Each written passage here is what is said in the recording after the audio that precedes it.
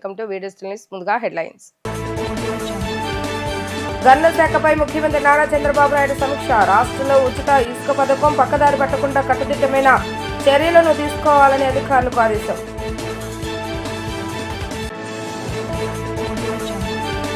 విమానాశ్రయ రూపకల్పనపై జీవీఆర్ సంస్థ సీనియర్ అధికారులతో మంత్రి నారా లోకేష్ సమీక్ష. విశాఖలో దేశంలోని తొలి ఏవియేషన్ సిటీ అభివృద్ధిపై చర్చ. పడమట రైతు బజార్ను ఆకస్మిక తనిఖీ చేసిన మంత్రి నాదెండ్ల మనోహర్.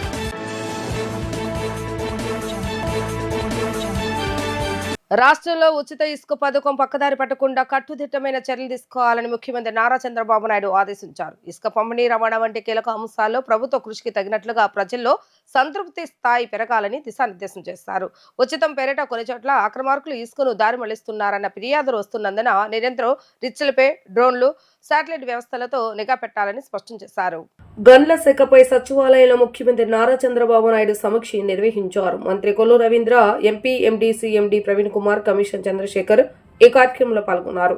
ఈ సందర్భంగా సీఎం చంద్రబాబు నాయుడు మాట్లాడుతూ రీచ్ల నుంచి అక్రమంగా ఇసుకను తవ్వి తీసేవారిపైన, గృహ అవసరాల కోసం అంటూ తీసుకున్న ఇసుకను బ్లాక్ మార్కెట్ చేసేవారిపైన ఉక్కుపాదం మోపాలని ఆదేశించారు. గనుల శాఖ ఇచ్చిన నివేదిక ప్రకారం ఇసుకకు సంబంధించిన BBB విధానం పై 6 జిల్లాల్లో ప్రజల అసంతృప్తి స్థాయి బాగా తగ్గింది.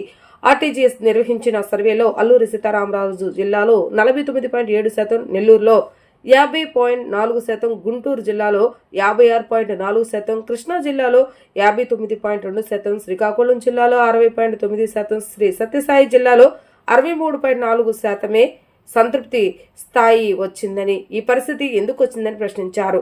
లోపాలను సర్దిద్దుకునేందుకు ప్రభుత్వం అనేక చర్యలు తీసుకున్నా సమస్యలు ఎందుకు పరిష్కారం కాలేదని అడిగారు. ఇసుక స్టాక్ పాయింట్లు మూసివేయటం ఒక కారణమని గనుల శాఖ అధికారి ప్రవీణ్ నివేదించారు. ఇదొక్కటే కారణంలాగా కనిపించడం లేదని ఆయన వ్యాఖ్యానించారు. విమానాశ్రయాల రూపకల్పన, నిర్మాణం, నిర్వహణలో అంతర్జాతీయంగా పేరెన్నగన్న జీఎంఆర్ సంస్థ సీనియర్ అధికారులతో విద్యా ఐటీ శాఖ మంత్రి నారా లోకేష్ ఢిల్లీలో సమావేశమయ్యారు. ఆంధ్రప్రదేశ్లోని విశాఖపట్నం వద్ద దేశంలోని తొలి ఏవియేషన్ ఎడ్యుకేషన్ సిటీ అభివృద్ధిపై విస్తృతంగా చర్చించారు. ఇందుకు సంబంధించిన ఏవియేషన్ ఎడ్యుసిటీ మొత్తం అభివృద్ధి ప్రణాళికను ఈ సందర్భంగా ఖరారు చేశారు.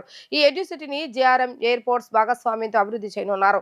విశాఖ ప్రాంతంలో ఏవియేషన్ ఎడ్యుసిటీ అభివృద్ధి ద్వారా విమానయాన, అంతరిక్ష రవాణా రంగాల విద్య, శిక్షణలకు హబ్బుగా మారుతుంది. ఇందుకోసం ప్రత్యేక నైపుణ్యం కలిగిన అంతర్జాతీయ విశ్వవిద్యాలయాలను తీసుకురానున్నారు. ఏవియేషన్ ఎడ్యుసిటీ ఏర్పాటు ఉత్తరాంధ్ర ప్రాంతానికి గేమ్ చేంజర్ గా మారడంతో పాటు ఆంధ్రప్రదేశ్ ఏవియేషన్ క్లస్టర్ల అభివృద్ధికి వేగవంతం చేయనుంది. ప్రజలకు నాణ్యమైన, సహాయక ధరలతో ఉత్పత్తులు అందేలా చర్యలు తీసుకోవటం ప్రభుత్వ ప్రధాన లక్ష్యమని ఆంధ్రప్రదేశ్ ఆహార, పౌర సరఫరాలు మరియు వినియోగదారుల వ్యవహారాల శాఖ మంత్రి నాదెండ్ల మనోహర్ పేర్కొన్నారు. విజయవాడ పడమట రైతు బజార్ తనిఖీ చేసి కూరగాయల ధరలను పరిశీలించారు. మంత్రి ప్రజలతో ప్రత్యక్షంగా మమేకమవుతూ వారి అభిప్రాయాలను, సమస్యలను తెలుసుకున్నారు. అనంతపురం నుంచి సాధారణంగా వస్తున్న గింజ రకం చిక్కుడుకాయలు, గోరుచిక్కుడు, టమాటా వంటి కూరగాయలు అందుబాటులో లేవని వినియోగదారులు మంత్రి దృష్టికి తీసుకొచ్చారు. దీనిపై స్పందించిన మంత్రి మాట్లాడుతూ అన్ని రకాల కూరగాయలు నిరంతరం అందుబాటులో ఉండేలా చర్యలు తీసుకోవాలని అధికారులకు ఆదేశించారు. బియ్యం మరియు ఇతర ధాన్యాల నాణ్యతతో విక్రయించాలని అన్నారు. రైతు బజార్ మొత్తం పరిసర ప్రాంతాల్లో పారిశుద్ధ్యం మెరుగుపరచాలని సూచించారు. ప్రజలకు మెరుగైన సేవలు అందించేందుకు అవసరమైన అన్ని చర్యలు తీసుకోవాలని సంబంధిత అధికారులను మంత్రి ఆదేశించారు. మంత్రి పర్యటనలో రైతు బజార్ అధికారి ఎం రమేష్, ఇతర అధికారులు పాల్గొన్నారు. పాలక పార్టీల అండతో చెలరేగిపోతున్న గంజాయి ముఠాలపై ప్రభుత్వం కఠినపరమైనటువంటి చర్యలు తీసుకోవాలని సిపిఎం నేతలు డిమాండ్ చేశారు. టీడీపీ, వైసీపీ కూటమి పార్టీలు గంజాయి, డ్రగ్స్, మద్యం అక్రమ వ్యాపారాలు చేసే మాఫియాలను తమ పార్టీలకు దూరంగా ఉంచి చిత్తశుద్ధిని రుజువు చేసుకోవాలని సిపిఎం రాష్ట్ర నేతలు సేహచి బాబురావు, కాశీనాథ్ కోరారు. బీసెంట్ రోడ్ మహంతి మార్కెట్ దగ్గర సిపిఎం ఆధ్వర్యంలో గంజాయి ముఠాకు వ్యతిరేకంగా సిపిఎం నేతలు నిరసన కార్యక్రమాన్ని చేపట్టారు. నిరసనలో భాగంగా సిపిఎం శ్రేణులు దిష్టిబొమ్మ తగలబెట్టే కార్యక్రమంలో సిపిఎం కార్యకర్తలను పోలీసులకు మధ్య తోపులాట జరిగింది. రాష్ట్రంలో డ్రగ్స్, గంజాయి, మత్తు పదార్థాలను ప్రభుత్వం అరికట్టాలని సిపిఎం కార్యకర్త, కళాకారుడు పెంచలే మృతికి కారకులైన వారిని కఠినంగా శిక్షించాలని నినాదాలు చేశారు. సిపిఎం రాష్ట్ర కార్యదర్శి వర్గ సభ్యులు సిహెచ్ బాబురావు, సిపిఎం రాష్ట్ర కమిటీ సభ్యులు దోనేపూడి కాశీనాథ్ మాట్లాడుతూ గంజాయి మత్తు మందులను అడ్డుకుని నెల్లూరులో ప్రజలకు అండగా నిలిచిన పెంచలయ్యను చంపిన వారికి అండదండలు ఇచ్చి ప్రోత్సహించిన వారందరినీ అరెస్టు చేసి కఠినంగా శిక్షించాలని డిమాండ్ చేశారు. నెల్లూరులోని కల్లూరుపల్లి హౌసింగ్ బోర్డు కాలనీలో పెంచలయ్య తన కళారూపాలతో చైతన్యపరుస్తూ గంజాయి మత్తు మందులతో కుటుంబాల నాశనం కారదని పట్టుదలతో స్థానిక ప్రజలతో కలిసి గంజాయి అంతం చేయాలని చురుకుగా పెంచలై పనిచేస్తున్నారని అన్నారు. గంజాయి ముఠ కక్షగట్టి ఆయనను వెంటాడి అత్యంత దారుణంగా క్రూరంగా కన్నబిడ్డల ముందే కత్తులతో నరికి చంపటం రాష్ట్రంలో తీవ్ర ఆందోళన ఆవేదన కలిగించిందని అన్నారు. ఈ కార్యక్రమంలో సిపిఎం ప్రజా సంఘాల నాయకులు పాల్గొన్నారు. 28వ తేదీన నెల్లూరులో గంజాయి మాఫియా కసాయి కత్తులకు బలైపోయిన పెంచలైకి జోహార్లు అర్పిస్తా ఉన్నాం. ఒకవైపున ప్రభుత్వం మేము గంజాయిని అరికట్టేశాం అని గొప్పలు చెప్తా ఉన్నారు. కానీ నెల్లూరులో 34 సంవత్సరాల యువకుడు, సిపిఎం కార్యకర్త, ప్రజా కళాకారుడు చిన్న వయసులోనే వాళ్ళ పిల్లల ముందే కత్తులతో నరికి చంపేశారు. ఏమిటి నేరం? ఆ పేటలో గంజాయి అమ్మనివ్వవద్దు, యువతని బలి చేయొద్దు అని ప్రజలని చైతన్యవంతులు చేసినందుకు ఆ ముఠా మాఫియా వాళ్ళ పిల్లల ముందే నరికి చంపేశారు. ఇంత దారుణం చేస్తూ ఉంటే ఏం చేస్తూ ఉంది ప్రభుత్వం కానీ పోలీసు వ్యవస్థ కానీ? పైపెచ్చు ఒక్కరోజు కాదు, సంవత్సరాల నుండి నెల్లూరులో ఏ ప్రభుత్వం ఉన్నా వాళ్ళు చెలరేగిపోతూ ఉంటే ఇవాళ అందరూ ఖండించవచ్చు, మంచిదే. కానీ ఈరోజున్న తెలుగుదేశం కూటమి ప్రభుత్వమైనా గతంలో ఉన్న వైసీపీ అయినా ఆ నాయకుల అండతో ఈ గంజాయి ముఠాలు చెలరేగిపోయినాయి. వాళ్ళని పెంచి పోషించారు. ఇవాళ బాధ్యత వహించాల్సింది వాళ్ళు. ప్రభుత్వం పోలీసు వ్యవస్థ అరికట్టాల్సింది పోయి ఈ పెంచలయ్య లాంటి వాళ్ళు యువకులు ముందుకొచ్చి ప్రజలను చైతన్యవంతులు చేస్తూ ఉంటే వాళ్ళకి రక్షణ కల్పించలేకపోతా ఉంది ప్రభుత్వం. ఇంతకంటే సిగ్గుచేటే ఉంది. ఇప్పటి వరకు మేము గొప్పగా గంజాయి మాఫియాని అరికడతామని చెప్పే పాలకులు, హోంమంత్రి కనీసం పెంచలయ్యని కుటుంబాన్ని ఇంతవరకు పరామర్శించలా. దీని మీద ఏర్పాటు చేసిన ఈగిల్ విభాగం ఐజీ ఇంతవరకు వెళ్ళాలా?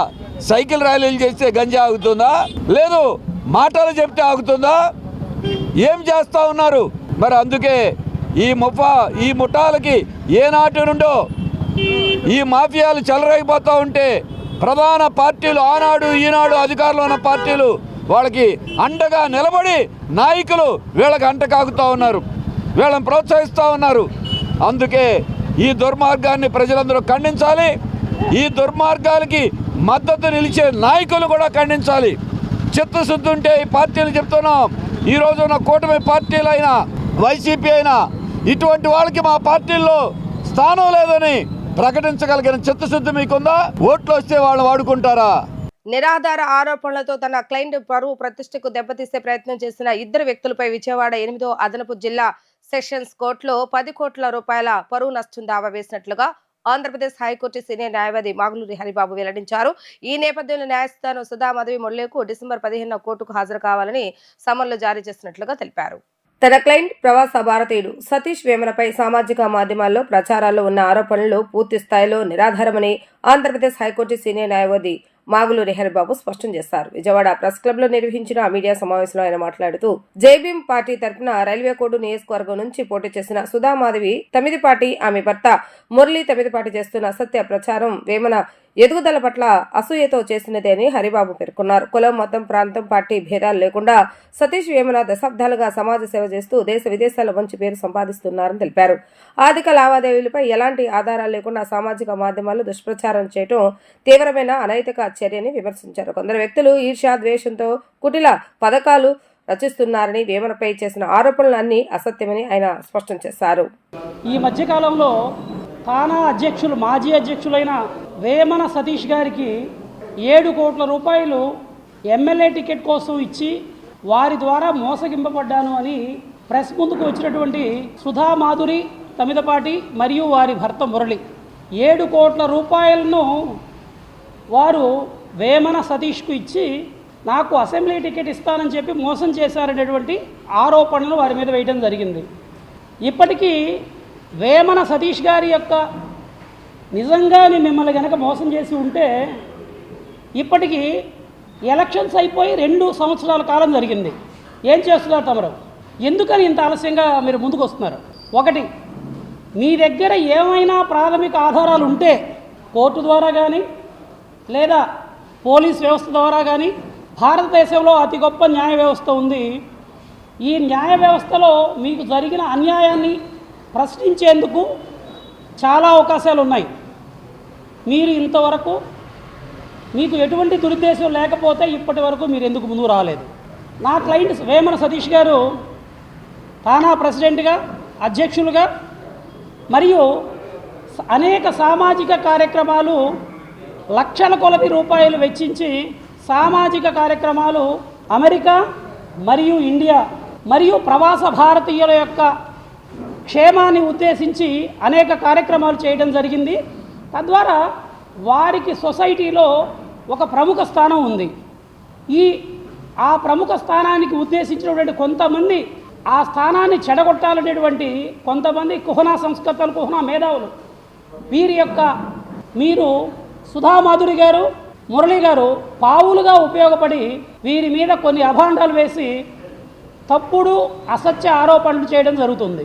అయితే మీరు కోర్టును అప్రోచ్ అవ్వకపోయినా కానీ మీరు మా మీద వేసిన అభాండాలకు తాలూకు మేము విజయవాడ జిల్లా కోర్టును మేము అప్రోచ్ అవ్వడం జరిగింది. మరియు దాని తాలూకు కేసు నెంబర్ OS 190/2025. దీని ద్వారా 10 కోట్ల పరువు నష్టానికి మేము దావా వేయడం జరిగింది.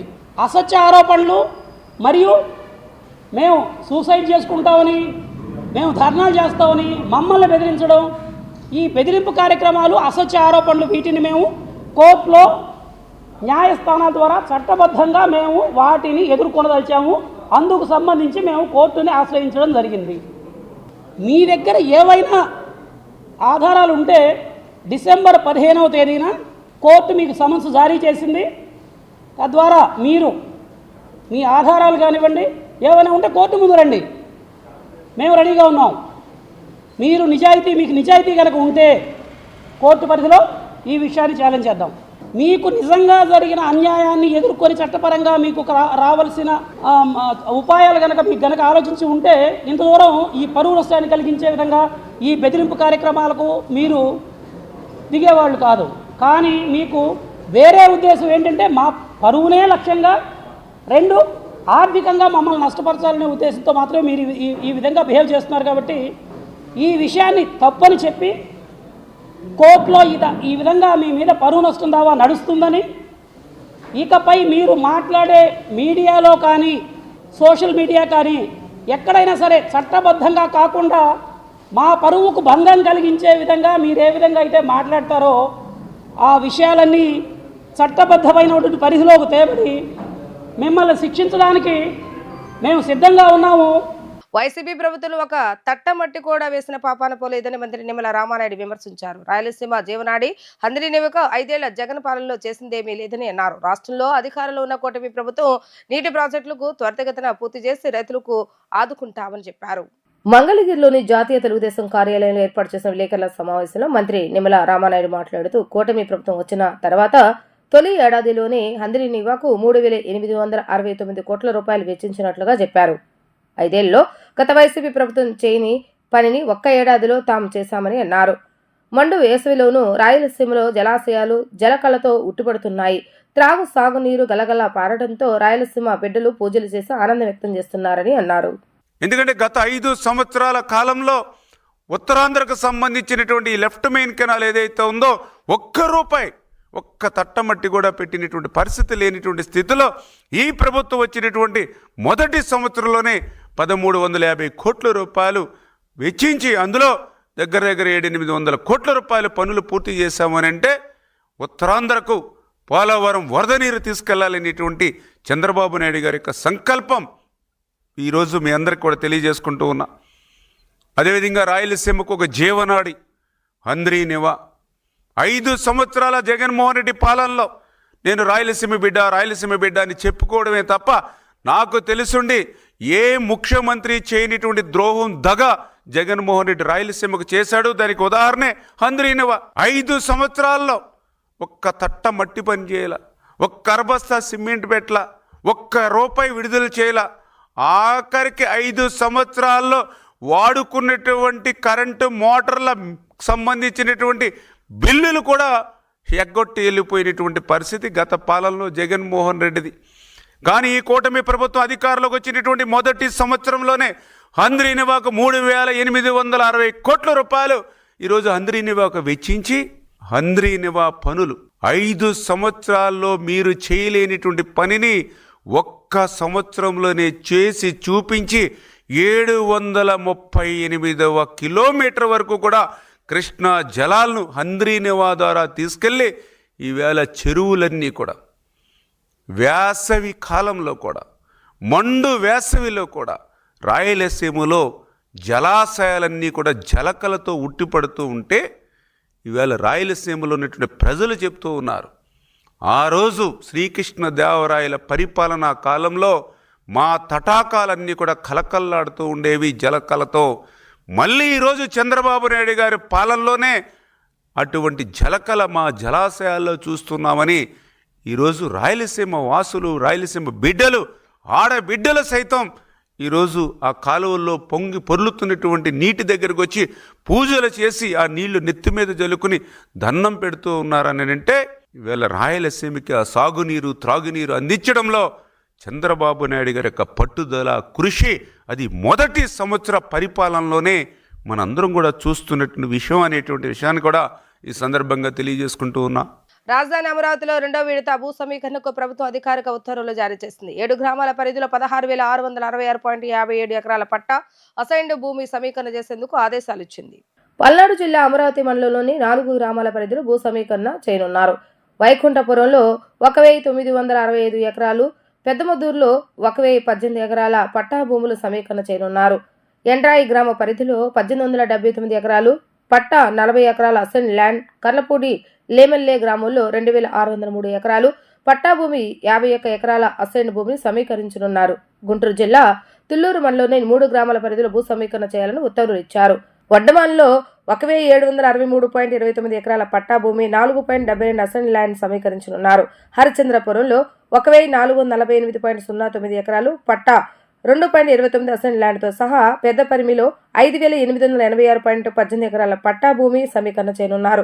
7 గ్రామాల్లో కలిపి పట్టా భూమి 16,562.52 ఎకరాలు, 104.01 ఎకరాల అసైన్ భూమిని సమీకరణ చేయనున్నారు. ఈ భూ సమీకరణ బాధ్యతను సిఆర్డీఏ కమిషనర్కు అప్పగిస్తూ ప్రభుత్వ ఉత్తర్వులు జారీ చేసింది. నిర్మాణ రంగంలో వృధాను తగ్గించి సమయం, డబ్బు ఆదా చేస్తూ నాణ్యత పెంచే లీన్ కన్స్ట్రక్షన్ పద్ధతులు అద్భుతంగా ఫలితాలిస్తున్నాయని, మున్సిపల్ పట్టణాభివృద్ధి రంగంలో ఈ పద్ధతులు వినియోగిస్తే మరింత అద్భుతాలు సృష్టించవచ్చని మంత్రి నారాయణ అన్నారు. లీన్ కన్స్ట్రక్షన్ పద్ధతులతో ప్రాజెక్టులు సకాలంలో మంచి నాణ్యతతో పూర్తవుతాయని ఆయన స్పష్టం చేశారు. తిరుపతి ఐఐటీలో నవంబర్ 30వ తేదీ నుంచి డిసెంబర్ 3వ తేదీ వరకు జరుగుతున్న 8వ ఇండియన్ లీన్ కన్స్ట్రక్షన్ కాన్ఫరెన్స్ పరిశ్రమ దినోత్సవంలో మంత్రి ముఖ్య అతిథిగా పాల్గొన్నారు. IIT director professor KN Satyanarayana, ILC సభ్యులు, ప్రొఫెసర్లు మంత్రికి ఘన స్వాగతం పలికారు. మంత్రి జ్యోతి ప్రజ్వలన చేసి కార్యక్రమాన్ని ప్రారంభించారు. IIT Tirupati civil environment engineering విభాగం, ఇండియన్ లీన్ కన్స్ట్రక్షన్ ఇన్స్టిట్యూషన్ సంయుక్త ఆధ్వర్యంలో 4 రోజుల పాటు జరుగుతున్న ఈ సదస్సు లీన్ కన్స్ట్రక్షన్లో ఆవిష్కరణలు, ఉత్తమ అభ్యాసాలను చర్చించే జాతీయ వేదికగా నిలుస్తోంది. మంత్రి నారాయణ మాట్లాడుతూ మున్సిపాలిటీలలో జరుగుతున్న పనులకు ఈ పద్ధతులు ఎంతో ఉపయోగకరమని అన్నారు. త్వరలోనే ఒక మున్సిపాలిటీలో పైలట్ ప్రాజెక్ట్ చేపడతామని హామీ ఇచ్చారు. ఐఐటి తిరుపతి టెక్నాలజీ ఇన్నోవేషన్ హబ్ను మంత్రి పరిశీలించారు. విభాగాధిపతులు టెక్నాలజీ వినియోగంపై వివరించారు. IIT director professor KN Satyanarayana మాట్లాడుతూ విద్యా పరిశోధన, పరిశ్రమ అవసరాల మధ్య వారధిని తొలగించి భారత నిర్మాణ రంగానికి సుస్థిర భవిష్యత్తు అందచేయటమే లక్ష్యమని పేర్కొన్నారు. తిరుపతి ఐఐటిలో institution for lean construction excellence వారి యొక్క చైర్మన్, సెక్రటరీస్ అండ్ మెంబర్స్, అదేవిధంగా తిరుపతి ఐఐటి డైరెక్టర్ మరియు వాళ్ళ స్టాఫ్ మెంబర్స్ అందరితో దేశంలో ఉండే అనేక కంపెనీస్, ఎల్ఎన్టీ కావచ్చు, షాపంజీ కావచ్చు, టాటా రిల్స్ కావచ్చు, గాడ్రేజ్ అండ్ డిఫరెంట్ కంపెనీస్ యొక్క వాళ్ళ మేనేజ్మెంట్ అండ్ ఎంప్లాయీస్తో కూడా ఈరోజు ఇక్కడ సెమినార్ 3 days పెట్టారు. ఆ సెమినార్కి యాక్చువల్గా ఇవాళ నేను పార్టిసిపేట్ చేశాను. దీంట్లో మెయిన్ ఏంటంటే కన్స్ట్రక్షన్ యాక్టివిటీలో, అది ఏ కన్స్ట్రక్షన్ అయినా కానీ, బిల్డింగ్ కావచ్చు, రోడ్స్ కావచ్చు, లేదంటే ఎనీ కన్స్ట్రక్షన్లో వేస్టేజ్ అంటే ఒక డబ్బులు వేస్టేజే కాదు, టైం కావచ్చు, quality, quantity and time, rework వాటిని మినిమైజ్ చేయటం ఎట్లా, పబ్లిక్ యొక్క మనీని ఏ విధంగా సేవ్ చేయాలి, పబ్లిక్ ఇన్ టైంలో సర్వీస్ని ఎలా డెలివర్ చేయాలి, డిలే ఎలా కాకుండా చూడాలి, చేసిన వర్క్ని మళ్ళా చేయటం, కన్స్ట్రక్ట్ చేసి మళ్ళీ పగలబెట్టి కాకుండా ఒక సిస్టమేటిక్గా వెల్ ప్లాన్డ్కి యాక్చువల్గా ఈ ఆర్గనైజేషన్ వచ్చేస్తుంది. దానికి ఐఐటి తిరుపతి యాక్చువల్గా దానికి హోస్ట్ చేసి దీని మీద చేస్తుంది. అంటే ఈరోజు పార్టిసిపేట్ చేశాను. వారితో యాక్చువల్గా ఫర్దర్గా డిస్కస్ చేసి ఆంధ్రప్రదేశ్లో కూడా మున్సిపల్ అండ్ అర్బన్ యొక్క దీంట్లో కూడా అనేక వర్క్స్ జరుగుతున్నాయి. ఆ వర్క్స్లో కూడా యాక్చువల్గా వీళ్ళ యొక్క సర్వీస్ని ఎలా తీసుకోవాలనేది ఫర్దర్గా డిస్కస్ చేసి ముందుకు పోవడం జరుగుతుంది. దానికి పైలట్ ప్రాజెక్ట్గా ఒక అసైన్మెంట్ తీసుకొని వచ్చేసి సక్సెస్ చేసి దాన్ని అన్ని వర్క్స్కి దాన్ని మల్టిప్లై చేయడం జరుగుతుంది. వార్తలు ముగించే ముందు హెడ్లైన్స్ మరొకసారి. గనుల శాఖపై ముఖ్యమంత్రి నారా చంద్రబాబు నాయుడు సమీక్ష. రాష్ట్రంలో ఉచిత ఇసుక పథకం పక్కదారి పట్టకుండా కట్టుదిట్టమైన చర్యలను తీసుకోవాలని అధికారులకు ఆదేశం.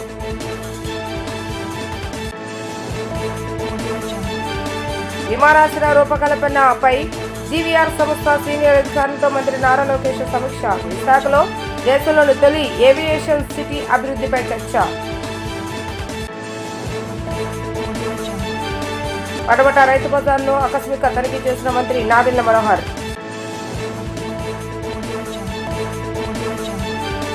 ఇవి రోజు వార్తా విశేషాలు. మరలా తిరిగి ప్రసరమయ్యే వార్తలు మళ్ళీ కలుద్దాం. అంతవరకు సెలవు. నమస్కారం.